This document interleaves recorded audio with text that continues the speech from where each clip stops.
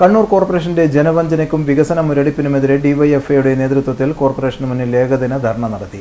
DYFI ജില്ലാ secretary advocate Sarin Sasi ഉദ്ഘാടനം ചെയ്തു.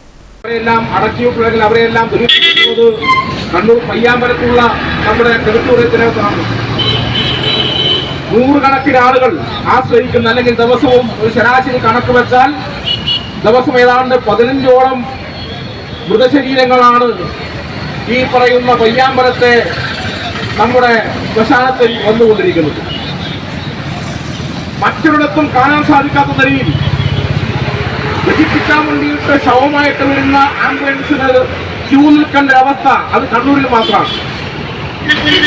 ക്യൂ നിൽക്കുന്നത് മാത്രമല്ല, അവിടെ ആ ശവം ദഹിപ്പിക്കണമെങ്കിൽ കെടുകാര്യസ്ഥതയുടെ കൂമ്പാരമായി കണ്ണൂർ കോർപ്പറേഷൻ മാറിയിട്ടുണ്ട്. നഗ്നമായ അഴിമതി നടക്കുന്നതായി ഓഡിറ്റ് വിഭാഗം ചൂണ്ടിക്കാട്ടി. എങ്ങനെ അഴിമതി നടത്താമെന്ന ഗവേഷണ കേന്ദ്രമായി കണ്ണൂർ കോർപ്പറേഷൻ മാറിയിട്ടുണ്ട്. മൾട്ടി പാർക്കിംഗ് സിസ്റ്റത്തിന്റെ കാര്യത്തിലായാലും പയ്യാമ്പലം പൊതുശ്മശാനത്തിന്റെ കാര്യത്തിലായാലും കോർപ്പറേഷൻ അമ്പെ പരാജയപ്പെട്ട ദയനീയ കാഴ്ചയാണ് കാണാൻ സാധിക്കുന്നതെന്ന് അഡ്വക്കേറ്റ് സരിൻ ശശി പറഞ്ഞു.